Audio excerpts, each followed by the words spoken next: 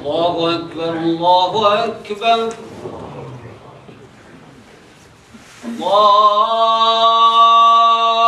الله أكبر الله أكبر أشهد أن لا إله إلا الله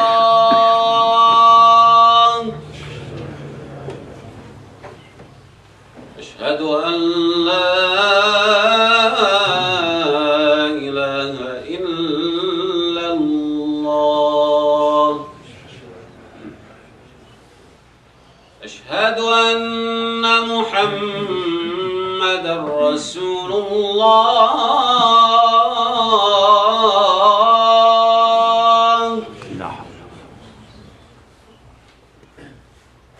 أشهد أن محمدًا رسول الله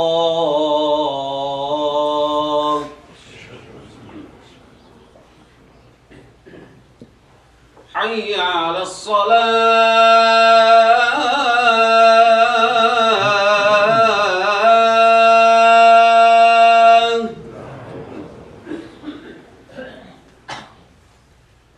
حي على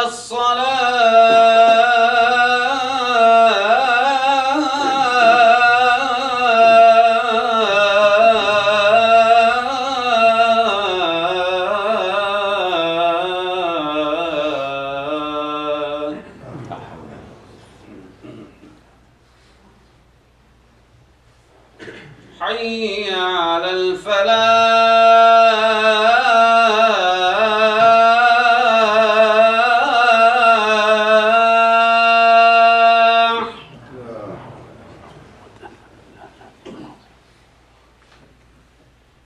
حي على الفلاح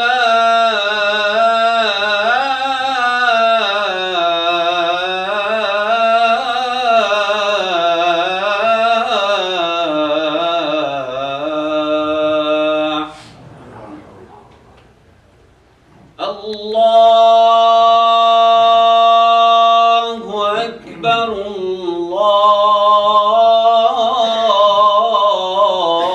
الله أكبر لا إله إلا الله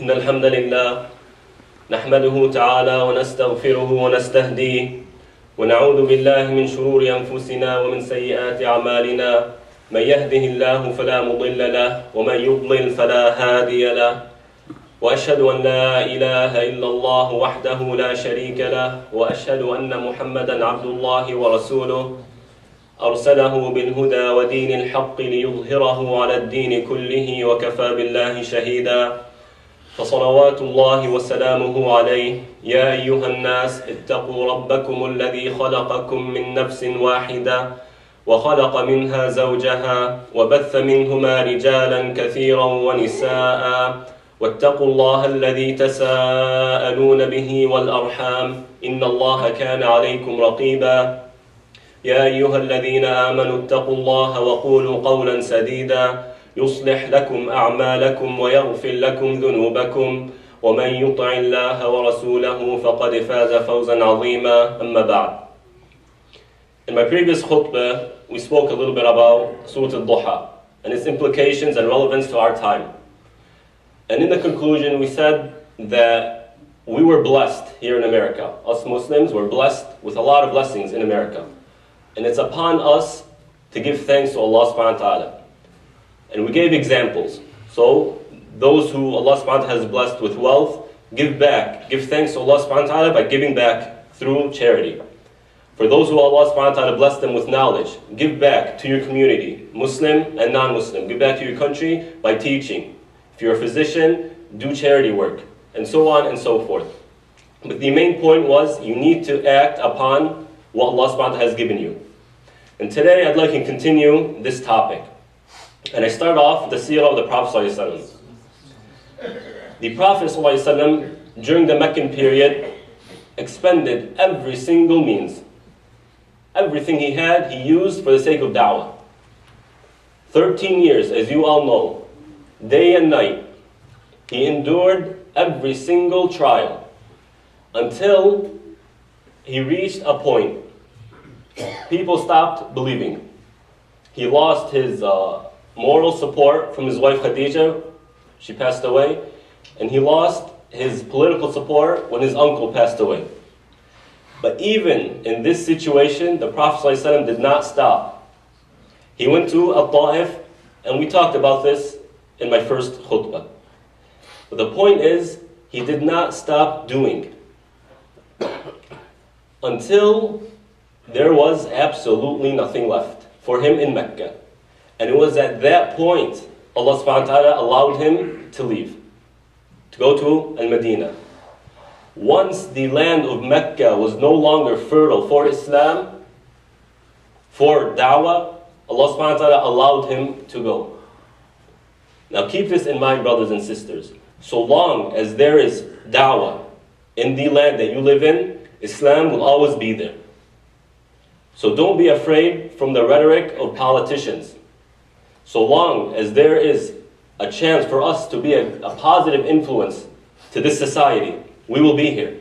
So don't be afraid, and stick and trust with Allah subhanahu wa ta'ala. Stick to Allah subhanahu wa ta'ala and trust Him. Secondly, I take you a little bit further on. During the Umayyad dynasty, once the Muslims started to expand, after a certain battle, they took into prison a group of Chinese individuals, or a group from that region. They had paper, and Muslims at that time did not know about paper. And the leaders of the Muslim community at that time recognized the importance and the benefit of paper. So they made a deal with these prisoners: teach us how to make paper and we'll let you go. After that, the Muslim Ummah expanded in knowledge. And we became the source and the center of knowledge. The Western countries used to come to us for knowledge, as we now go to them for knowledge. But what did it start with? Paper. Now, fast forward 1200 years to the early 19th century, once the Western world became more powerful than the Muslim world. At that time, a new source of paper, a better form of paper, was presented to the Muslims. But they didn't accept it. They said, we have our own paper, we don't need their paper. And from that point on, we all know what happened. But the moral of this story is what? Once the Muslims stopped acting, they stopped developing, they stopped moving forward, we became weak. And this, the concept of doing in Islam is so common even to the prophets. Take Musa alayhi salam.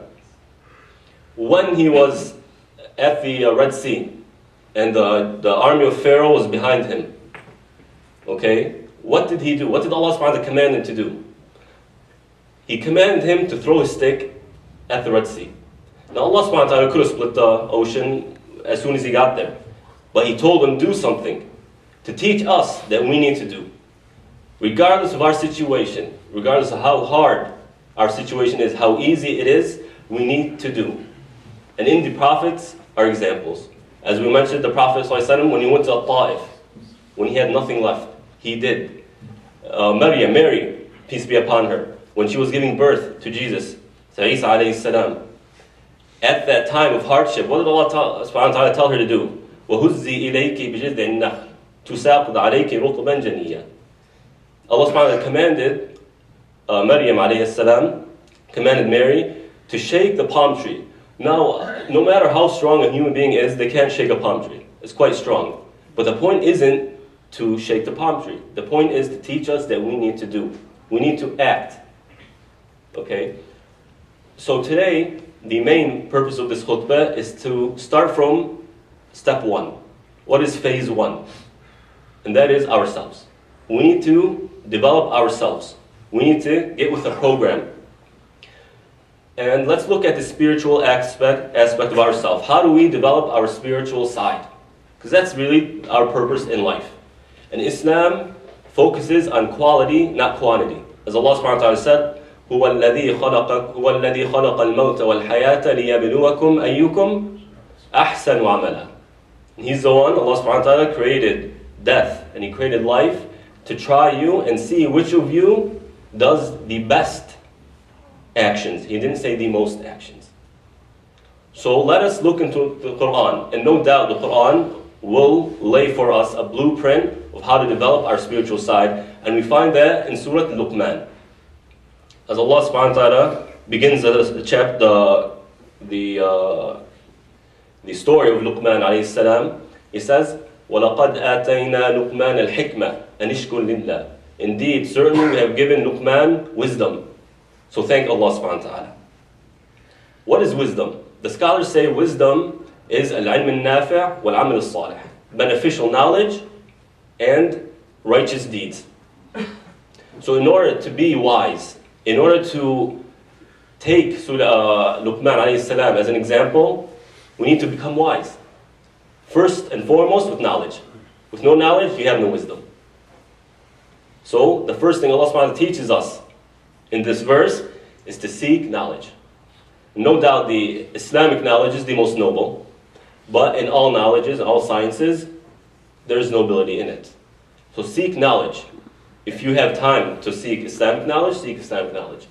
If you like medicine, then learn about medicine and become the best physician.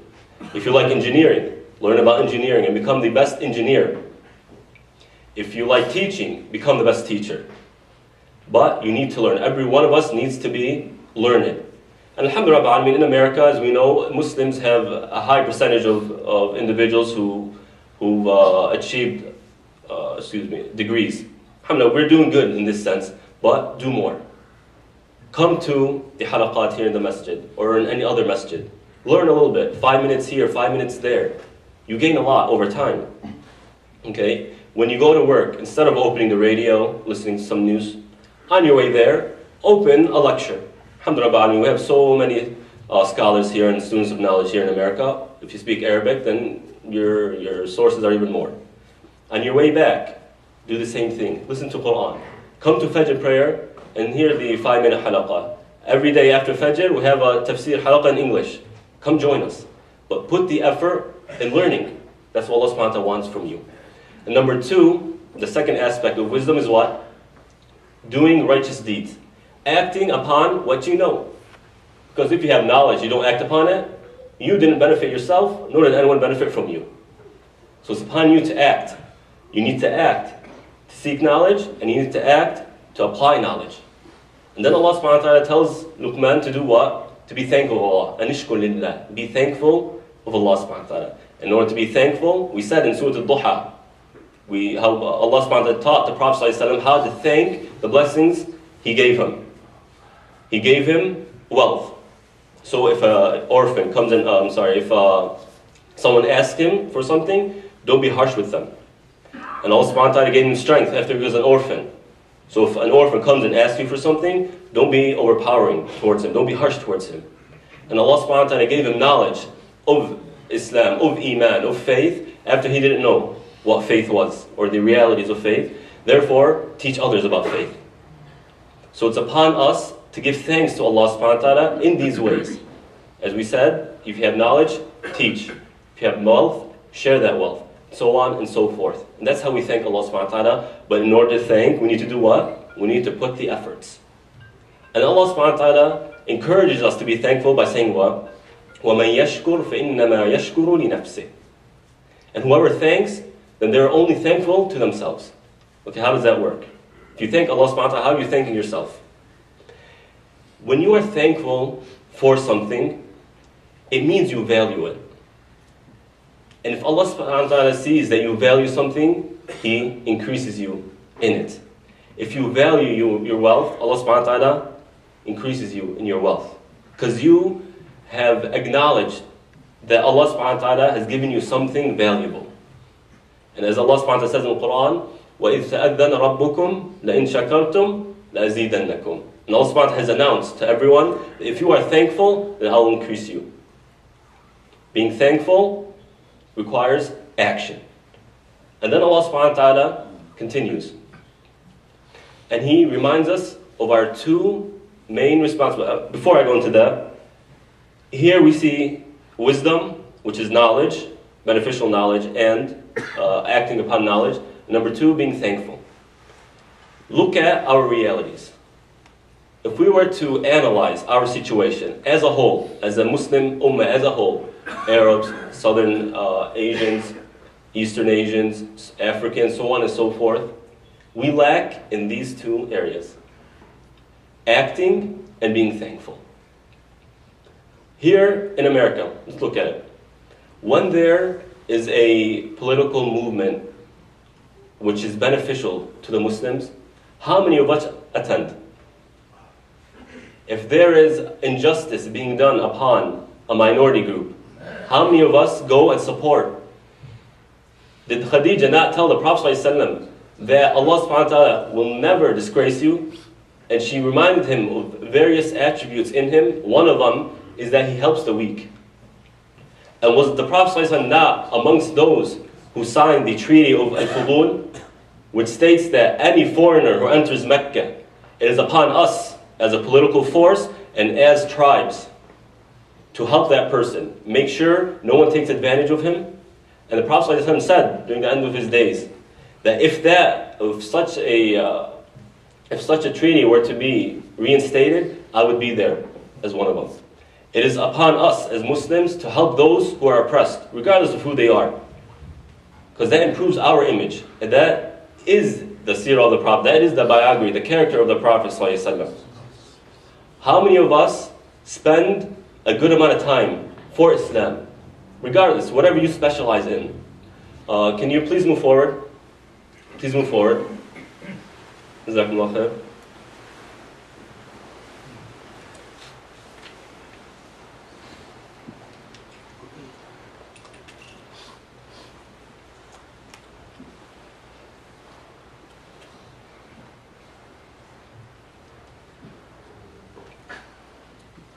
Think to yourself, judge yourself, be a judge of your own self. On that day where we meet Allah subhanahu wa ta'ala, and He asks you, what have you done with your life? And that's one of the questions we'll be asked. How much of your time can you say you dedicated to Islam? How much can you say you gave back? How much can you say you thanked Allah subhanahu wa ta'ala for what He has given you? How much? Be the judge of your own self. No one else needs to know. Because this is between you and Allah subhanahu wa ta'ala. How much of the character of the Prophet ﷺ have you applied in your life? How much? Brothers and sisters in Islam, we need to work hard. We need to put efforts. And as you all know, alhamdulillah ba'alameen, the ban on the Muslims from these 7 countries has been uplifted. How did that come about? Think, how did that come about? By going to airports and protesting, peaceful protests. A few days, the judge lifted it, and it's over. Very little effort, yet a huge result, a huge victory for us, and for democracy as a whole. When you put a little, Allah subhanahu wa ta'ala gives you more. As the hadith says, if you go towards Allah subhanahu wa ta'ala 1 foot, Allah subhanahu wa ta'ala comes to you a meter. If you walk towards Allah subhanahu wa ta'ala, Allah subhanahu wa ta'ala jogs towards you. If you run towards Allah subhanahu wa ta'ala, Allah comes at a faster rate. The purpose of the hadith, the meaning of the hadith is that if you put a little, Allah subhanahu wa ta'ala gives you back more. A little bit of effort, some protests, alhamdulillah, Allah subhanahu wa ta'ala lifted this big trial off our backs. قولوا قولي هذا واستغفر الله لي ولكم.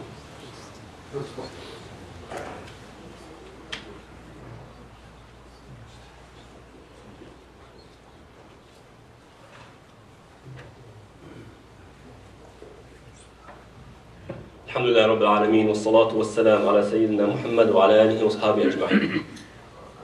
The second aspect, thankfulness. We take for granted our situation here in America, the blessings we have here in America.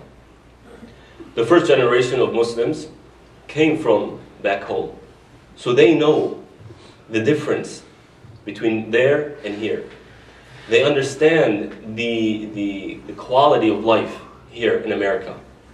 But the second and third generation of Muslims here, they don't really understand that. So I take it upon the first generation to remind the second and third generation. I myself lived in Jordan for 7 years. Jordan is a pretty stable country, but compared to America, there's no comparison.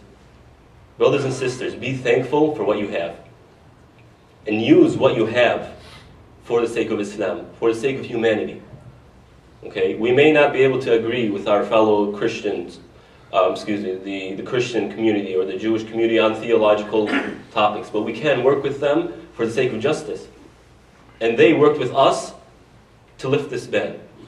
It was them who fought for your rights. Let's give back. Allah subhanahu wa ta'ala continues the verses in Surah Luqman by reminding us of two responsibilities. First, our responsibility towards Allah subhanahu wa ta'ala. And our second, our responsibility towards our parents. Allah subhanahu wa ta'ala has the most rights over us, because He's the one who created us.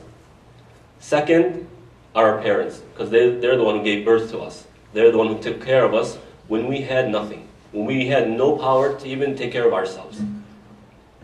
Two responsibilities, and this is the third step. The first step is knowledge. Second step is being thankful. Third step is understanding our responsibilities and acting upon it.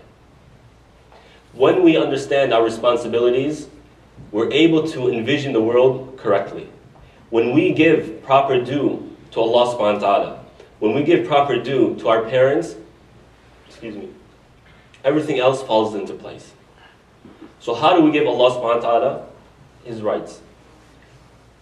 Mu'adh ibn Jabal, the famous Sahabi, radiyallahu anhu, was with the Prophet sallallahu alaihi wasallam. And the Prophet sallallahu alaihi wasallam asked him, Ya Mu'adh, أتدري ما حق الله على العباد وما حق العباد على الله? O Mu'adh, do you know what Allah subhanahu wa ta'ala's right is over humans and what the humans' right over Allah subhanahu wa ta'ala is? Mu'adh said, Allahu wa rasuluhu a'lam. Allah subhanahu wa ta'ala and His Messenger know best. The Prophet sallallahu alaihi wasallam said, أن تعبدوا الله لا تشرك به شيئا فإن فعلوا فإن الله سبحانه وتعالى لا يعذبهم أو كما قال رسول الله صلى الله عليه وسلم. The Prophet ﷺ responded by saying, Allah subhanahu wa ta'ala's right over the human is what? That they worship Him without associating others with Him. That's Allah subhanahu wa ta'ala's right. And the right of the human over Allah subhanahu wa ta'ala, if he does that, is Allah subhanahu wa ta'ala doesn't punish him. How do we go about worshiping Allah subhanahu wa ta'ala? It goes back to step one, knowledge. Once you know Allah subhanahu wa ta'ala's rights, you're able to act upon it. Seek knowledge, brothers and sisters. You all have the capability of doing it. Every single one of you. Online. Now we have Sheikh Google.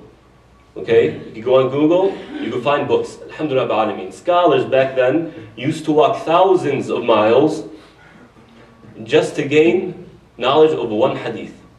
In the desert, of all places.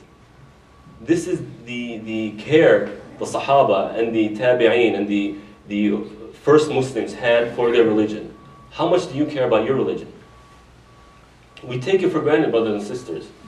When we attach ourselves to Allah subhanahu wa ta'ala, when we, us Muslims, we know that anytime we need anything, we say Allah subhanahu wa ta'ala is there for us. Even non-practicing Muslims understand that. They have that feeling in their heart. And that gives us a tranquility. That gives us peace of mind. Not everyone has that. And this is causing depression in the world, psychological diseases. That's a great blessing. We need to thank Allah subhanahu wa ta'ala. And if we don't thank Allah subhanahu wa ta'ala, then He'll find others who will thank Him.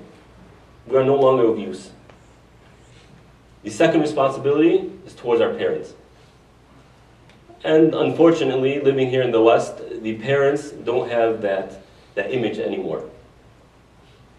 And the brothers and sisters who came from the Eastern countries, they still have that glorification of the parents, which we don't have.